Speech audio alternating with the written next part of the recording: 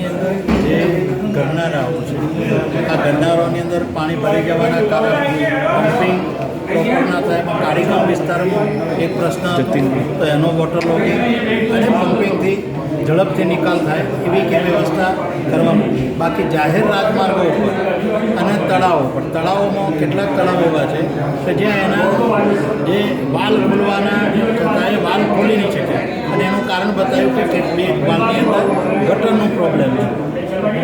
તો એ ગટરો એક બે જગ્યાએ જોડાઈ રીતે ગટરો ડિસ્કનેક્ટ કરી એ તળાવની અંદર ફૂલ વેથમાં સ્ટોમ વોટર લાઈન જાય.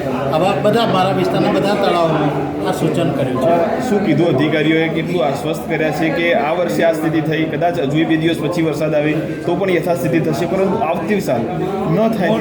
એક તો આખા વિસ્તારની અંદર સ્ટ્રોંગ વોટર લાઈન એનું પરમેનન્ટ આખું કોઈ સર્વે નહીં થવાના કારણે ટીપી આધારિત હતું. એના કારણે નાની મોટી ઉપર નીચે લાઈનો થાય એને પર. તો અત્યારે એક સૂચના એવી એક આખા વિસ્તારમાં ટોટલ સ્ટ્રોંગ વોટર લાઈનનું એક સર્વે થાય અને એના પ્રમાણે લાઈનોની ઊંચાઈ નીચાઈ અને કેપેસિટી નક્કી થાય.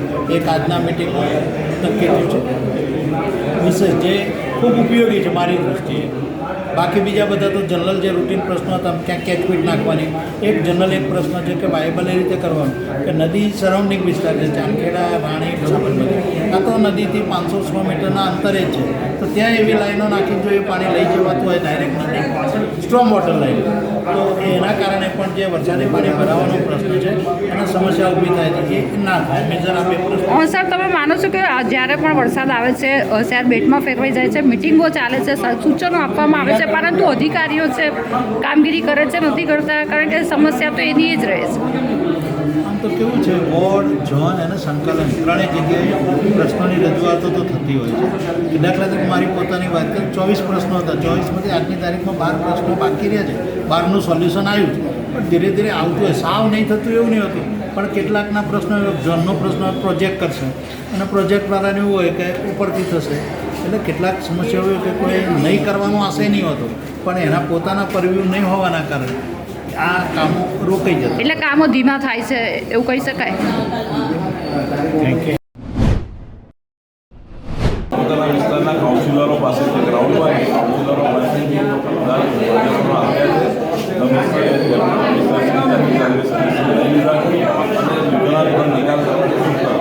બીજા કોઈની વાત નથી કરતો. મેં મારા વિસ્તારમાં ભરાતા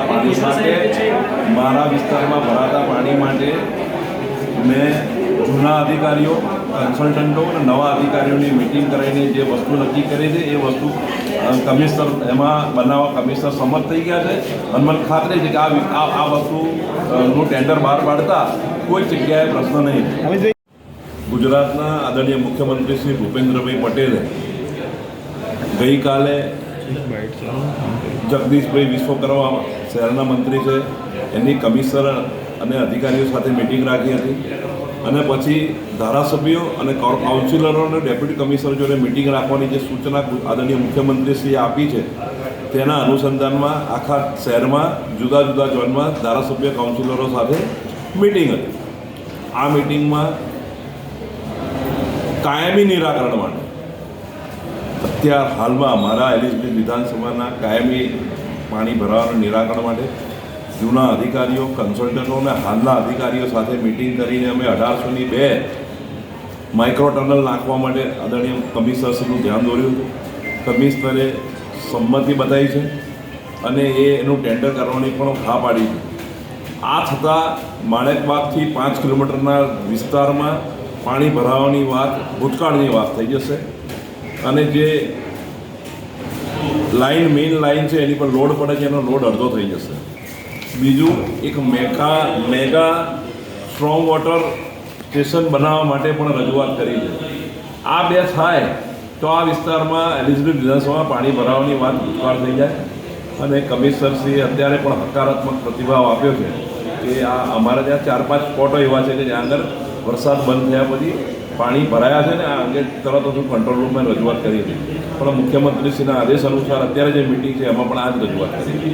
સર, જે રીતે વરસાદ આવ્યો, શહેરની જે પરિસ્થિતિ થઈ, રજૂઆત કરવામાં આવે છે પરંતુ દર વખતે કોઈ ઉકેલ આવતો નથી. તમને લાગે છે કે મેં જ કહ્યું અમને કે આવતી ફેરી આનામ ફરીથી વરસાદ પડે ને ફરીથી પાણી ભરાય ને એની મિટિંગ ના બોલાવવી પડે એવું જોજો. અને આ અમદાવાદ શહેરના 25 વર્ષનો કોર્પોરેટર રહ્યો છું એટલે અનુભવથી એવું કહેવાય કે અમદાવાદ શહેરના બધા જ ગટર અને વરસાદી નાળા 1 કલાકમાં 1-1.5 ઇંચ વરસાદ પડે એવા બનાવવામાં આવ્યા હોય છે. એનાથી વધારે વરસાદ નહીં હોય, 2, 2.5, 3 ઇંચ વરસાદ પડી જાય, 4 ઇંચ વરસાદ પડી જાય તો આ પાણી ઉતરતા વાર લાગે છે અને એમાં કોઈ જ બચાવની સ્થિતિ નથી રહેતી. સર તમારા વિધાનસભાની વાત કરવામાં આવે કેટલા વોટર લોગિંગ સ્પોટ? ઓછામાં ઓછા 7 જગ્યા એવી છે કે જ્યાં આગળ પાણી ભરાય છે, પણ 5-7 કલાક ભરાતું હતું એને આપણે અડધો-પોણો કલાકમાં ઉતરી જાય એવી પણ અનેક જગ્યાઓ છે. આવતા વર્ષનો વાયદો કર્યો પ્રજા માટે અમે એમને કહ્યું છે કે આપ અત્યારે જે ફરિયાદો લીધી છે એ આવતા વર્ષે વરસાદમાં ફરીથી મિટિંગ ના બોલાવવી પડે એવું કરજો. એ પ્રમાણે આજે બેઠક મળી, બેઠકમાં સૂચનો આપવામાં આવ્યા, નાણપરા વિસ્તારમાં લઈને સૂચનો આપવાના આગામી દિવસોમાં આગામી કામગીરી. તમારે ત્યાં કેટલા વોટર લોગિંગ સ્પોટ છે? અમારા ત્યાં વોટર લોગિંગ સ્પોટ જે પહેલાં નદીમાં ખુલતા વગા હતા અને રામાપીરનો જે ટેકરો હતો એ ટેકરામાંથી વગામાં પાણી જતું હતું. એની જગ્યાએ અત્યારે હાલ એ ડેવલપમેન્ટ ચાલી રહ્યું, એના હિસાબે ત્યાં પાણી ભરાયું અને એના માટેની વૈકલ્પિક વ્યવસ્થા એમને કરેલી. બીજી પણ જે ડાયવર્ઝન કરવાનું છે એ કરવા માટેનું સજેશન આપ્યું. એવા અમારા 4-5 સ્પોટ મોટા છે કે જે 132 ફૂટનો રિંગ રોડ છે, દાખલા તરીકે રેલવેની બધાને જે છે એમને સજેશન આપ્યું. એમને એવું કીધું છે કે આવતા 6 મહિનામાં પ્રોગ્રામ કરી છે. बरसात ने अहमदाबाद म्यूनसिपल कॉरपोरेशन के प्रशासन और भारतीय जनता पार्टी की पोल खोल के रख दी है. एक तरफ बरसात के पहले प्री मानसून के नाम पर कहीं ना कहीं अहमदाबाद शहर की जनता को गैरमार्ग दौड़ने का कार्य होता है. प्री मानसून प्लान एक समान से एक मजाक बन के रह चुका है. अहमदाबाद में पिछले 2 दिन से लगातार बरसात हो रही है, लेकिन ऐसे कई विस्तार है जहां 4-4, 5-5 घंटे से बरसात नहीं हो रही है, लेकिन फिर भी अभी भी पानी भरा हुआ है. कहीं ना कहीं पानी भरने से अहमदाबाद शहर की जनता को काफ़ी तकलीफ झेलनी पड़ रही है. एक तरफ अहमदाबाद म्यूनसिपल कॉरपोरेशन की ड्रेनेज लाइन हो या स्टॉर्म वाटर लाइन हो, कहीं ना कहीं वो बिल्कुल फेलियर साबित दिखाई दे रही है. पिछले 2 दिवस में अहमदाबाद म्यूनसिपल कॉरपोरेशन की ऐसी कोई बड़ी मशीनरी 12,000 करोड़ रुपए का बजट होने के बाद भी जब अहमदाबाद शहर में बरसात की आफत आती हो और अहमदाबाद म्यूनसिपल कॉरपोरेशन की ऐसी कोई बड़ी मशीनरी जब सड़कों पर बरसात का पानी निकालने के लिए ना रखी जाती हो, तो ये बताता है कि अहमदाबाद कॉरपोरेशन के अधिकारी कितने लापरवाही पर है. पिछले 2 दिन से बरसात हो रही है, एक भी बड़े कक्षा का अधिकारी सड़कों पर दिखाई नहीं देता. एसी चैम्बरों में बैठकर कहीं ना कहीं सिर्फ ऑर्डर देने में आ रहे हैं, लेकिन उन ऑर्डर का पालन नहीं किया जा रहा है. बरसात के पहले ठीक से कैचपिट की साफ सफाई नहीं हुई. बरसात आने के बाद भी जेटिंग मशीन जहाँ लगाने थे अभी तक वो नहीं लगे. सुपर सकर मशीन रोड पर दिखने थे वो नहीं दिखाई दे रहे हैं. ये सब बताता है कि प्री मानसून प्लान की धज्जियाँ उड़ चुकी है. कल सदन में कांग्रेस पार्टी प्री मानसून के नाम पर कितने करोड़ों का खर्च किया गया है वो सवाल को लेकर और इस पूरे खर्च पर विजिलेंस तपास की मांग की जाए, क्योंकि आज अहमदाबाद शहर की जनता की जो परिस्थिति हो रही है वो कहीं ना कहीं अहमदाबाद कॉरपोरेशन के अधिकारी और भारतीय जनता पार्टी के वजह से हो रही है. पिछले 19 साल से Bharatiya Janata party Ahmedabad municipal corporation में शासन कर रही है, लेकिन ठीक से 70% लाइन भी अहमदाबाद शहर के सड़कों पर स्टॉर्म वाटर की नहीं डाली गई है. यानी कि अहमदाबाद शहर विस्तार में 70% स्टॉर्म वाटर लाइन ही पिछले 19 साल से भारतीय जनता पार्टी नहीं डाल पाई. ये सब बताता है कि प्री मानसून के नाम पर सिर्फ और सिर्फ मजाक बनाने का कार्य भारतीय जनता पार्टी ने किया है. आज अहमदाबाद कांग्रेस कक्ष अहमदाबाद म्यूनसिपल कॉरपोरेशन द्वारा एक हेल्पलाइन नंबर भी डिक्लेयर किया गया है. कल रात से कई फ़ोन उस नंबर पर आए हैं. जनता को काफ़ी तकलीफ़ है. जहाँ पर पानी भरा है वहाँ की रेस्क्यू के लिए, और जहाँ पर लोगों के घर में पानी भरा है, जो लोग खाना नहीं बना पाए, ऐसे फूड पैकेट बांटने का काम कांग्रेस पक्ष द्वारा किया जा रहा है. मोहब्बत की दुकान के नाम से हमारे राहुल जी का जो आदेश है वो आदेश को लेकर हम जनता के बीच में जा रहे हैं. और monsoon rescue team Congress party ने एक बनाई है.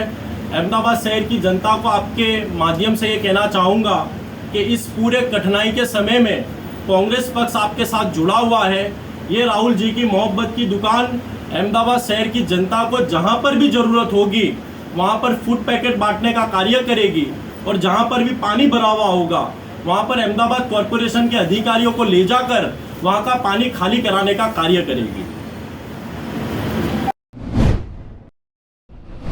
આજે અમદાવાદ શહેરના મેયર શ્રી પ્રતિભાબેન જૈન, જે અમદાવાદ શહેરના મેયર છે, આજે એમની અધ્યક્ષતામાં અમદાવાદ મ્યુનિસિપલ કોર્પોરેશનના સ્ટેન્ડિંગ કમિટી રૂમના અંદર આ મિટિંગનું આયોજન કરવામાં આવ્યું હતું.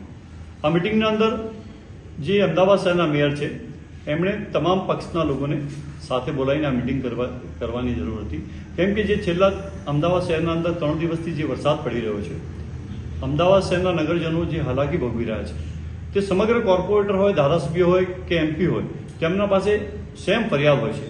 ત્યારે ભારતીય જનતા પાર્ટીના અમદાવાદ શહેરના મેયર ફક્ત તેમના બીજેપીના કોર્પોરેટર અને બીજેપીના ધારાસભ્યને બોલાવીને મિટિંગ કરી છે અધિકારીઓ સાથે. ત્યારે હું એને એ પ્રમાણે જોઈ રહ્યો છું કે અમદાવાદ શહેરના મેયર છો આપ, અમદાવાદ શહેરની સમસ્યા જે પ્રમાણે આપ જાણો છો, કોર્પોરેટર ભાજપના હોય, કોંગ્રેસના હોય, મીમના હોય, અપક્ષ હોય કે કોઈ પણ પક્ષના હોય, તેમના પાસે આ જ ફરિયાદો હતી.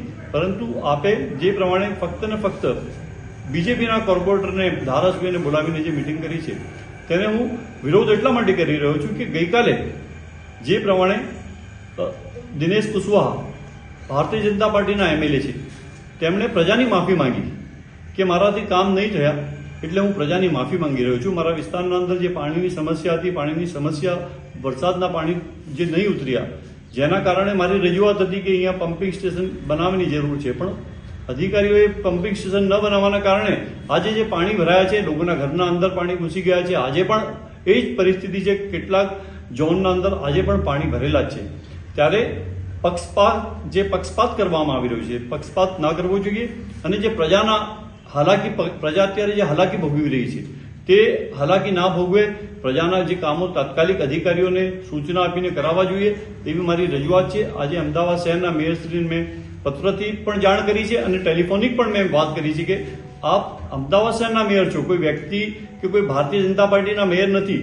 આપ અમદાવાદ શહેરના જે 192 કોર્પોરેટરો છે, 16 ધારાસભ્ય છે, એમના સાથે આપને મિટિંગ કરવી હતી, પરંતુ આપે ફક્ત ને ફક્ત ભારતીય જનતા પાર્ટીના કોર્પોરેટર અને ધારાસભ્ય સાથે મિટિંગ કરી છે. તે આ પ્રજા બધું જોઈ રહી છે, કેમ કે ભારતીય જનતા પાર્ટીના ભ્રષ્ટાચાર હવે દિવસે દિવસે લોકોને ખબર પડી ગઈ છે, ખુલ્લા પડી રહ્યા છે. આજે રોડ રસ્તાની હાલત જુઓ, ગંદકી જુઓ, કચરાના ઢગલા જુઓ, સ્ટ્રીટ લાઇટના થાંભલા બંધ હોય, રોડ તૂટી ગયેલા હોય, બ્રિજના અંદર ભ્રષ્ટાચાર હોય અને જે પ્રમાણે બેફામ જે તંત્ર છે એમના કયામાં નથી. અને જો ચૂંટાયેલા પ્રતિનિધિ પોતે ફરિયાદ કરતા હોય સંકલન સમિતિની મિટિંગના અંદર કે અમે જે ફરિયાદો કરીએ છીએ, અમે જે પ્રશ્ન આપીએ છીએ તેના જવાબ પણ જે અધિકારીઓ આપે છે ગોળ ગોળ જવાબ આપતા હોય, એવા ભારતીય જનતા પાર્ટીના ધારાસભ્યની ફરિયાદ હોય, ભારતીય જનતા પાર્ટીના એમપીસની ફરિયાદ હોય અને કોર્પોરેટર પણ આ જ પ્રકારની ફરિયાદ કરતા હોય, ત્યારે હું સમજુ છું કે છેલ્લા ઘણા વર્ષથી ભારતીય જનતા પાર્ટી સત્તામાં છે અને સત્તાના નશાના અંદર પ્રજાને ભૂલી ગઈ છે. જે ખોબલા મત ભરીને ભારતીય જનતા પાર્ટીના લોકો કોર્પોરેટર બન્યા હોય કે ધારાસભ્ય બન્યા હોય, આજે પોતે જે યાતના ભોગવી રહ્યા છે એ ખૂબ જ દુઃખદ યાતનાથી એવું પસાર થઈ રહ્યા છે.